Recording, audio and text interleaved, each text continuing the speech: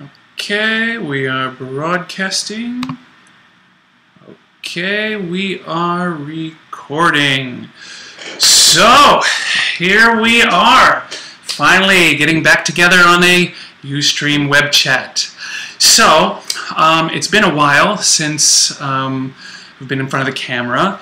I looked at the last Ustream feed and it said about 77 days ago was the last time any of us Divo boys were on here.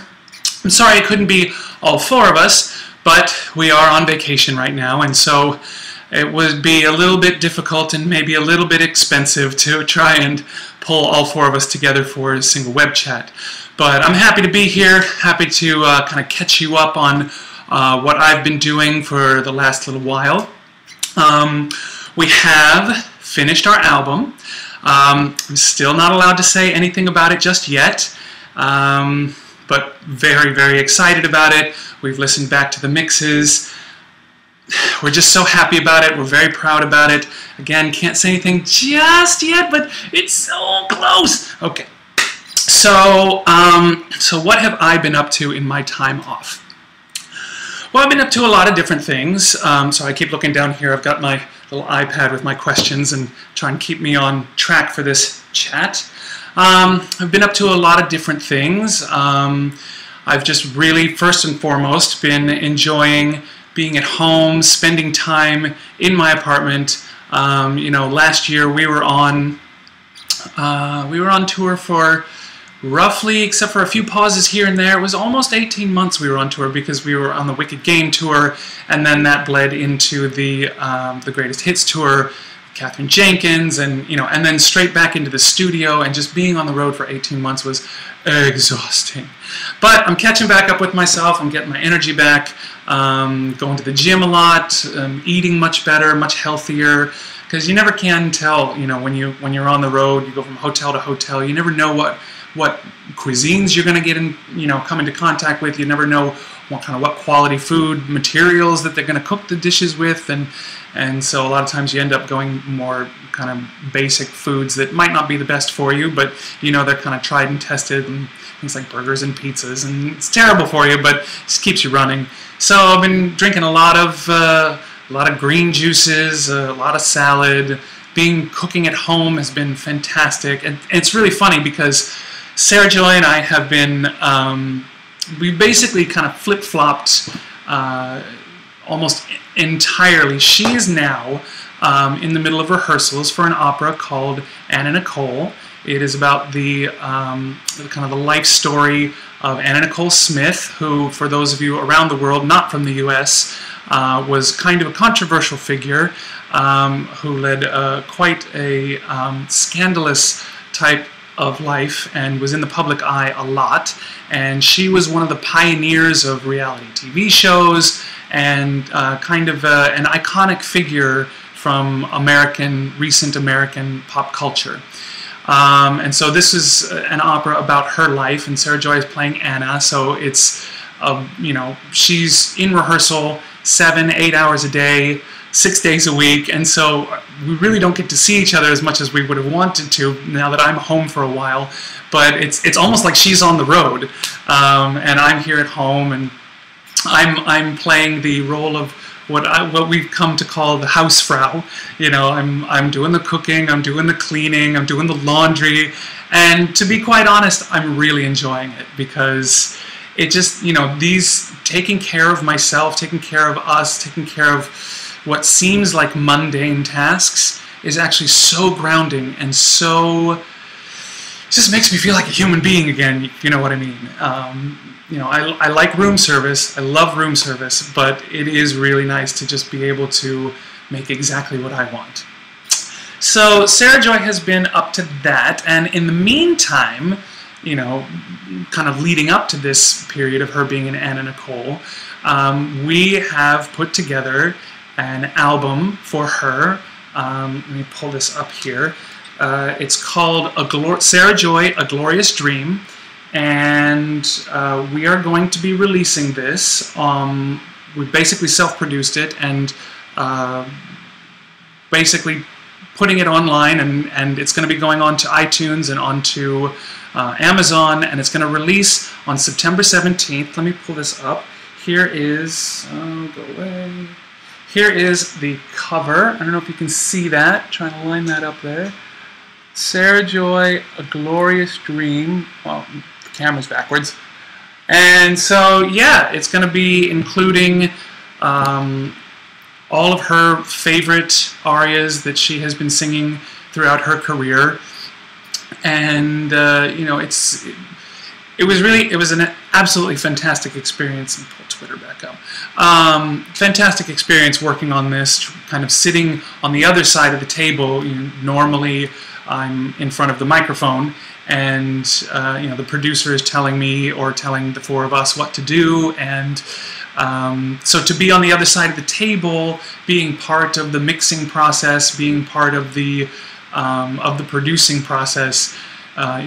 Carlos has been in the producing business now with Geraldine, and so he's kind of gotten into that, and I've been paying attention to all the things he's been telling me over the years of working on Innocence and how he's gotten this process going. And Sarah Joy and I were talking about it a little while back, and we were like, well, you know, if they can do it, why can't we do it? So we've been working on it. It's been a labor of love, and just so proud of it. September 17th, A Glorious Dream. That's going to be coming out on iTunes and Amazon, and we're going to have websites and links to it and all the hoobadoo. And so, and as well, you know, we're not going the traditional route for CD production. You know, record stores are tough to come by these days, so we're releasing it exclusively online.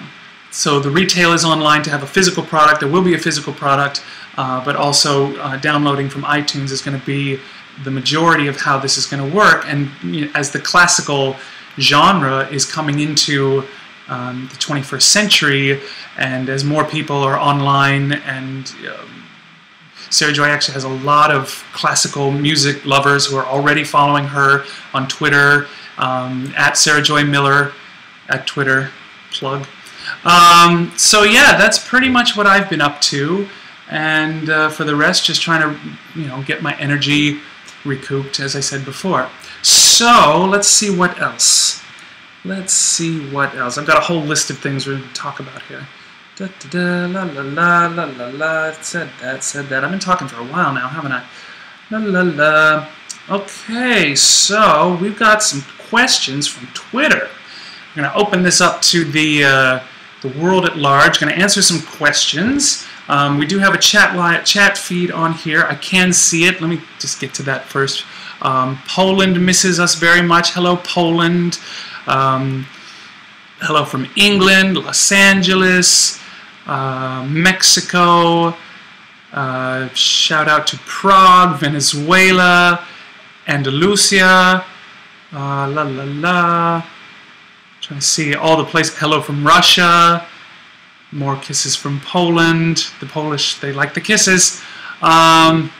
It's Mexico. It's absolutely amazing to see everyone tuning in from around the world. I mean, that's pretty much across the globe. I know it's pretty late for Asia, and I got a lot of messages from Malaysia, Japan, Korea, saying they were wishing they would be awake at this point, because it's like 1 a.m., 2 a.m.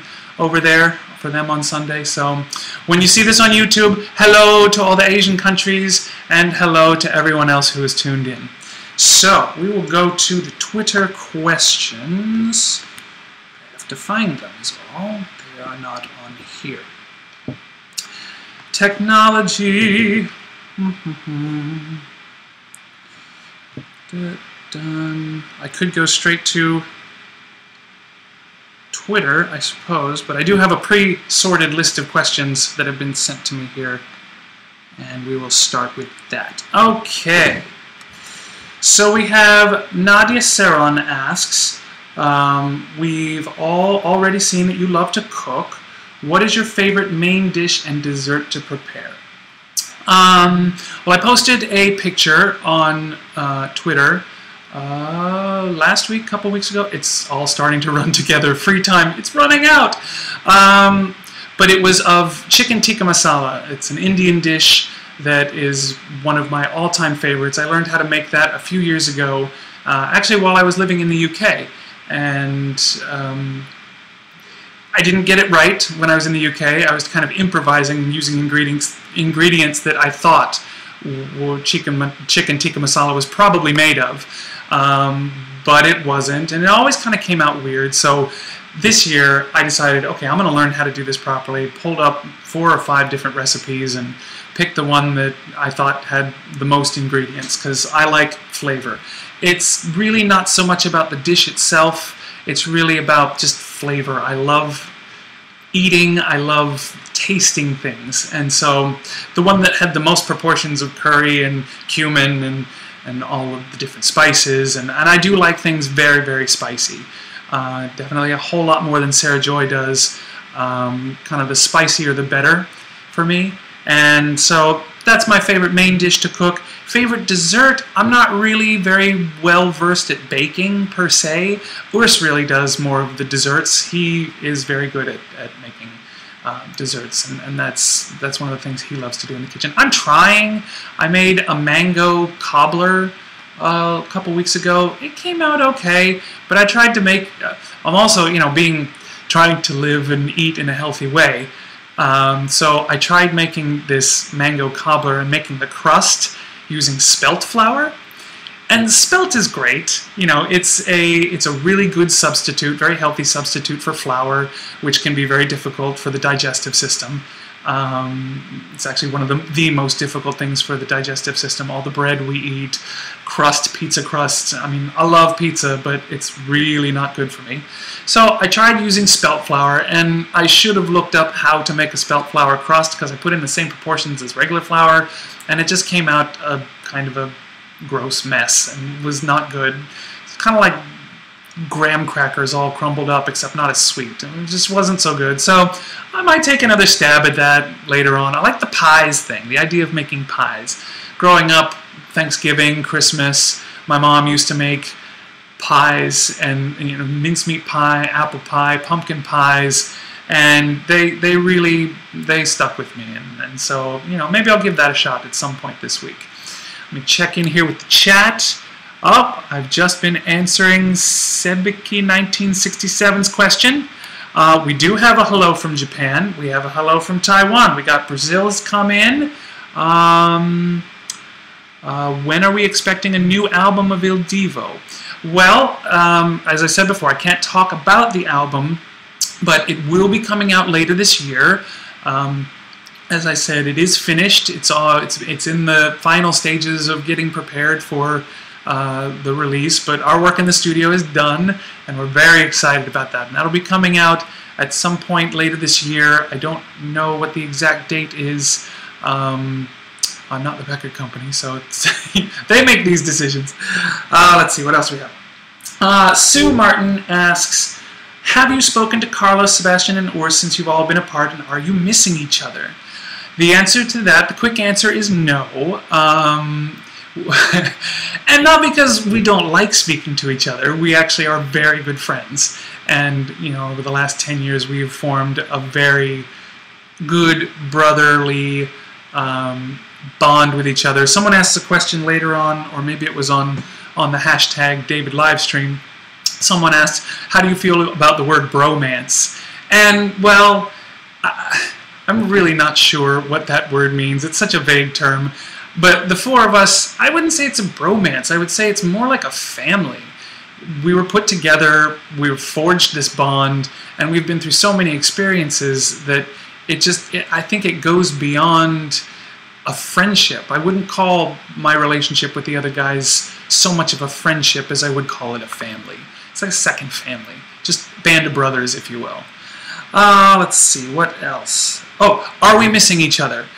I'm sure on some level we are, but having spent 18 months together, you kind of fill up that tank of quality time together. And so that tank is still full. That hasn't run out yet. But I know that once we do get back together and once we start the process again for the next album, just pick up right where we left off. Let's see here.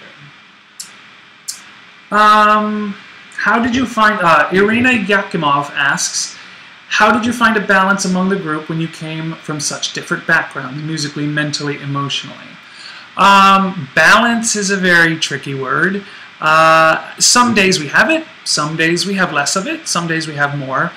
But like you said, because we come from such radically different backgrounds, and for 30 years of our lives, we're our own autonomous person. And I think that's part of the reason for the success of why, when we were put together, if we had been put together 10 years prior, it might not have worked out so much. But because we'd had 30 years instead of 20 years of becoming our own person and bringing that to the table, we each knew what we wanted out of the group, we knew what we wanted out of our careers, we were fully formed adult brains and could then interact with each other with a whole lot more sensitivity, dexterity, being able to say what you want, being able to be part of a conversation, to not be belligerent about it, express your views, be heard. Maybe we agree, maybe we don't, but that's okay. We'll keep moving forward in our relationship together. So yeah, balance. It's just like any other thing. It's like a tightrope walker. Sometimes it's real easy, and sometimes you wobble. It happens. Let's see. Susan Marie Geldart asks, what kind of music do you like? I know you've recently listened to Queen's music, which is true. I had very recently come across the Greatest Hits album from Queen, which I surprisingly had never done before. And it's very rich music. It's great singing, but it's also the musicianship of those guys is amazing, and the composition of those songs really, when you look below how they were iconic pop music, you look below that, you look at the composition of it, it's in depth. I mean, true musicianship, big respect for them. But in general, I listen to techno music. I listen to all kinds of techno music. I'll put the radio on. I'll listen to what's going on right now on the airwaves. I'm kind of in a dubstep phase, which is its own kind of unique beat. Difficult to describe how that's different from other techno, but it's kind of got a harder sound. It's got an edgier sound. It's not quite hardcore techno, which is, for me, is a bit too fast. I like to have something that's very energetic in the background. As you may have already guessed, kind of an energetic guy myself, and so I like the music to keep fueling that energy, especially when I go for a run or when I go to the gym and do a workout. I like to have that kind of real deep bass and rocking out feel to it, so it just kind of gives me an extra when I'm pushing the weights and whatnot. So let's see, did anyone catch that? Oh, 85 new messages. Oh, jeez. Hello, David. This is Svetlana Chitro. That's a big, long name. Tishenko. That's as best as I can get it. Hello, David. You mentioned you love to read as a child. What genres do you like? Do you have a favorite author and a favorite book? I like fiction, mainly. I like all different kinds of fiction. I like fantasy fiction, science fiction. I loved reading the Star Wars saga, as after the movies were all created and they started branching off, and there's a whole universe of books out there of what happens after Return of the Jedi ends and what happens before Phantom Menace and just everything in between. And after I think about the 50th book, 50th or 60th book that had come out, I kind of lost track of how many characters, and I didn't follow the storylines, and so I ended up disengaging from that. But it's definitely one of the things I love to read, be lost in the Star Wars universe. I also like the fantasy fiction, things like The Hobbit, and things that delve into more of a mystical fiction kind of thing. I also love philosophical books. I really loved Dostoevsky. I love Ayn Rand. I'm actually in the middle of rereading The Fountainhead for the third time. I think it's the third time. I'm also rereading The Silmarillion, which is J.R.R. Tolkien, the writer of the Lord of the Rings trilogy. It's kind of his account of the beginning of the world, the beginning of the universe as it relates to Middle-earth, and it's a fascinating kind of his take on Genesis as seen through the eyes of Middle-earth. It's very interesting. And then it branches off, and then the characters, and it gets very complex and different storylines that you have to follow once all of the elves and the men. Okay, nerd alert. Woo! So let's go back to questions. Joy Lester, yes, she was the one who asked about bromance earlier.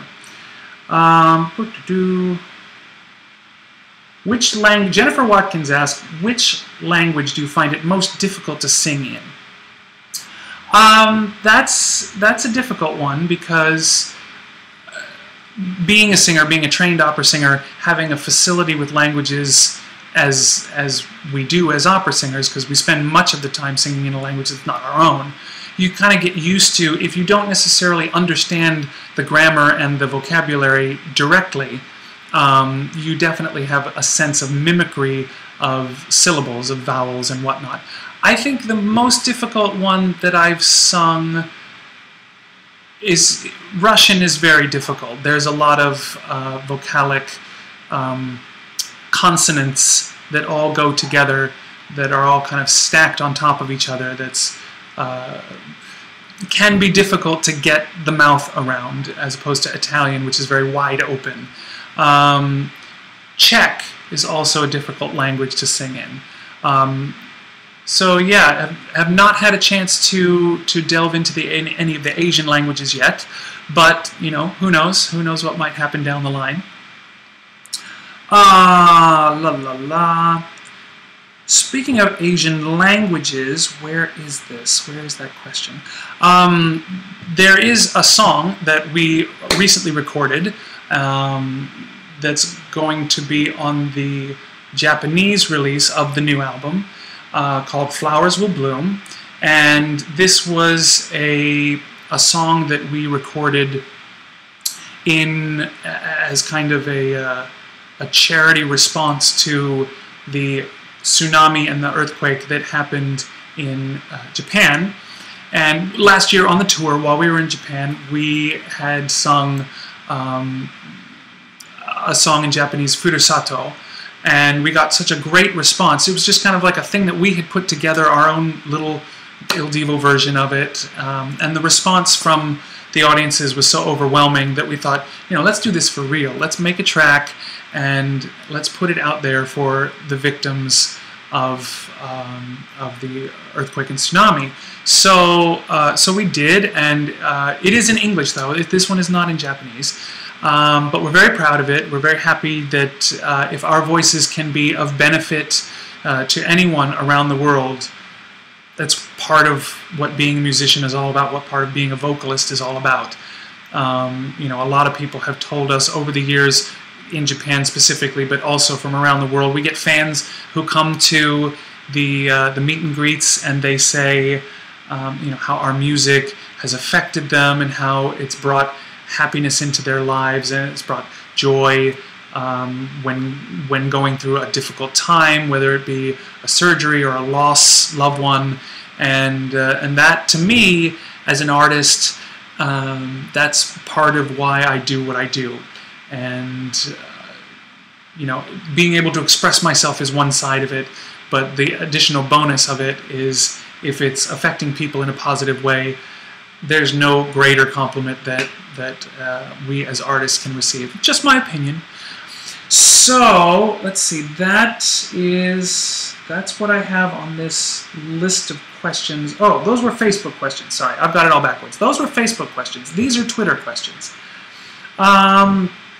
At Fiorella Madrid asks, what is the most demanding tenor role and why? That is a difficult question to answer, because every tenor's voice is different. It's not sort of a plug-and-play type of thing. People have different timbres. Even within Il Divo, as you know, the four of us have radically different timbres, and we bring them all together, and they create a certain special magic to it. But, you know, part of what creates a timbre in one's voice is the training they received, the type of music that they like to sing and have ingrained in their throats, their environment growing up sociologically.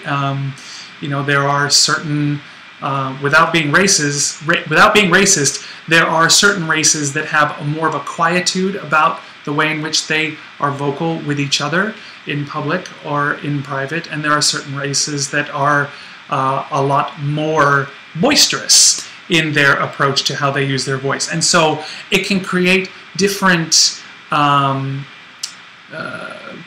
just a different usage of your chords and how you approach music. So in how that all, you know, relates to opera is everyone has a voice. Not everyone has an actual literal vocal voice, but everyone has a voice, and they use it to the degree that they know how to use it. They can always expand on that information. They can always choose to seek out instruction, to create techniques in place to use their voice in a very specific way how they want to. Bringing all of that into opera, everyone has a different range. Everyone has a different, you know, for example, I'll just talk about myself. There are certain roles for me that are difficult to sing.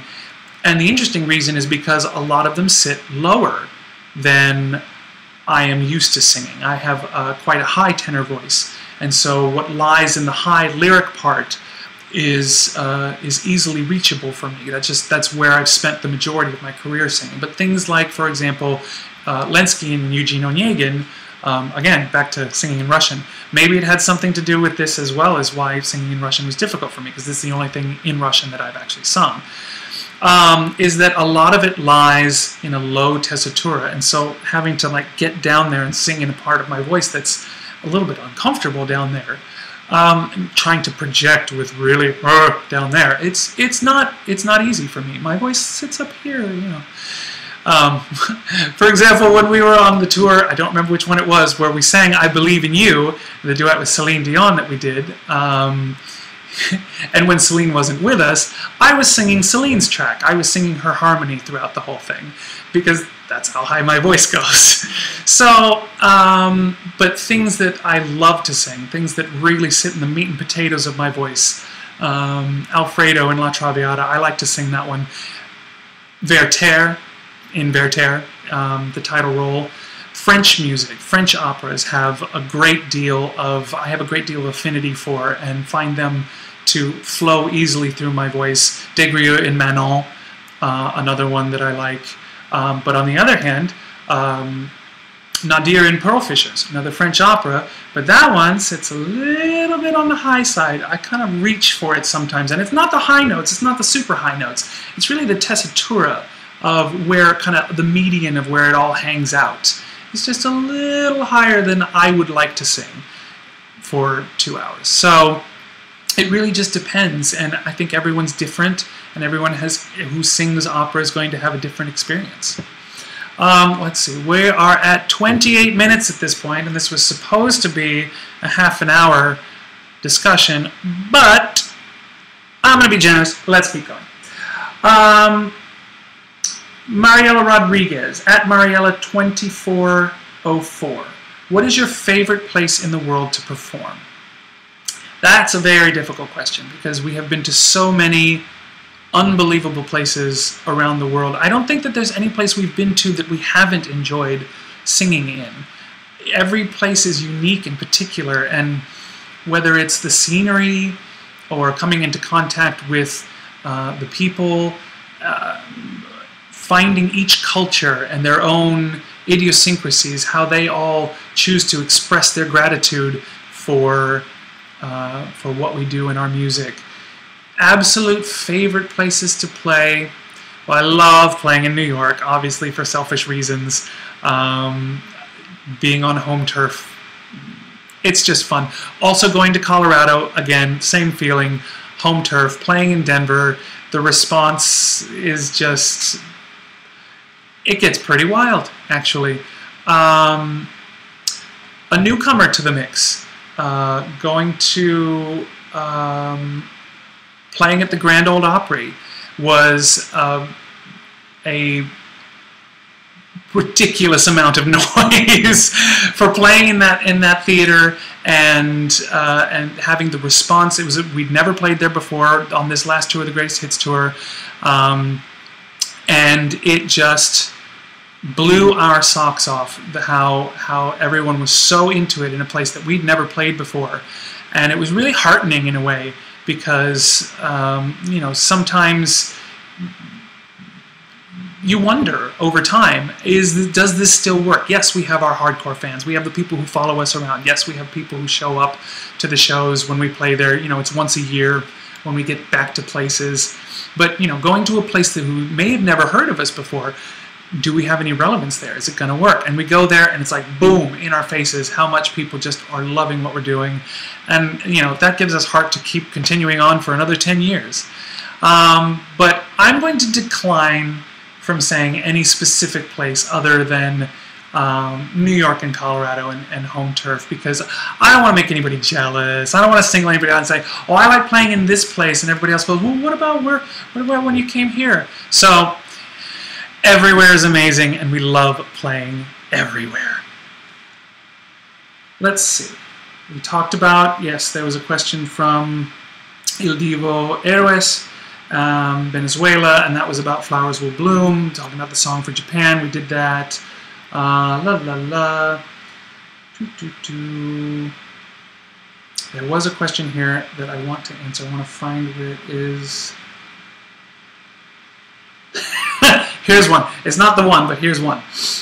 This is from Heather Cook at the Rev Hev. Oh, by the way, Il Divo Héroes was at Il Divo Héroe Vizla, HEROEVZLA. Mariela Rodriguez was at Mariela2004. I think I said that one. Fiorella Madrid. I said that one. Okay. La la la. The Rev Hev, THEREVHEV. Can you recall the very first solo you ever sang to an audience, and how old were you?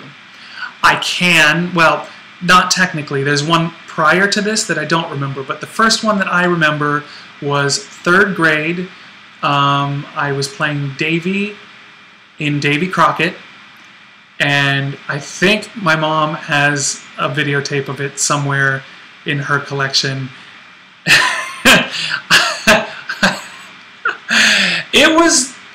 It was a funny experience because I messed up. I completely messed up the words. My one solo thing, well, there were 2 solo things. There was a solo line here, and then there was a scene, and then there was another solo line that was a recap of the scene that had just happened. But it was, anyways, we get to that second solo line, and I sang the first solo line from a different scene that had nothing to do with what was going on, completely messed up, completely stopped in the middle, smacked myself in the forehead and went, I mean, and then continued on. I have to find this. I have to find that VHS tape. I'll ask my mom to dig that out from somewhere, and I'll cut it together and I'll post it, because it's just, it's so embarrassing. It's so silly all at the same time. So yeah, that was it. I know I was in a play before that. I don't know if I had any lines. I'm pretty sure I was 3rd tree from the left, but that technically was my first time on stage. Ah la la, ba ba. What was the last album you bought?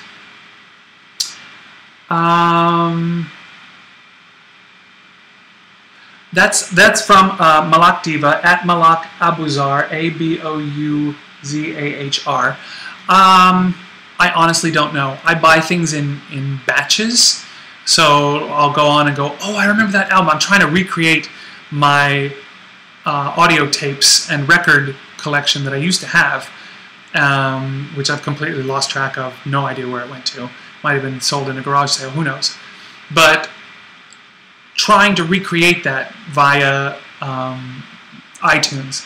And so, well, the last batch that I downloaded included a whole lot of Art of Noise, which was a kind of the grandfather of sample music and electronic music. and they had done an album of, was it Debussy or Ravel? I don't remember. One of the French composers, either Ravel or Debussy, and had created an entire album using samples from his his music, and it's beautiful. I mean, it's lush French turn-of-the-century sample backgrounds with some really chill drum and bass beats over the top of it. It's really cool to listen to. Nice evening music, nice dinner music as well. To kind of have that on in the background creates a really sexy mood. Anyways, so those are the questions, and let's see, do we have anything on this chat feed here? Why is this not moving? David, please speak Japanese. Ohayo gozaimasu, Nihon. Okay, that's just said good morning, Japan. Because it is technically early morning for you there. Plans for next year. Plans for next year. That's a good question. Well, obviously we've got the album is coming out later this year. Again, can't talk about it. But the plan for next year, we are creating another tour that's going to use this music off of this specific album and some other tracks that will relate to this album. And beyond that, I can't really say much more, but we are planning on doing a world tour starting early next year and going through the year. Again, back on the road. No, I'm just kidding. It's going to be fun. It's going to be fun to get back out there. Let's see. Replied, very diplomatic. I don't know what that's in response to. Okay. Yes, they want my mom to show the video. Somebody is seeing commercials and okay. Stop the commercials. I want to see David, not ads. That must be something that you're watching through your Ustream. Is Cosmo here with me? Yes, Cosmo is here with me. He is in the other room at the moment. You might have heard him kind of mini barking a little bit. I think he's wanting to get my attention back because I have been over here for now 35 minutes. So I think with that, it is time to wrap this up. I hope you've all had a fun time. I know it's a different feeling having just one of us here instead of all four. It gets a bit sillier when there's all four of us and we're all kind of bantering back and forth with each other. There's a lot less of that's what she said that goes on. Oh, there he's barking again. So anyways, I hope you've enjoyed this web chat. I hope I got to a lot of your questions. Sorry we couldn't get to everybody's questions, but I tend to drag on with my answers. I don't really have short versions of answers ever. So with that, I will bid you a very happy Saturday and or Sunday for those of you in Asia who are already there. And take care, and we'll see you again when we are ready to actually announce the album. So take care, bye-bye, have fun, see you later.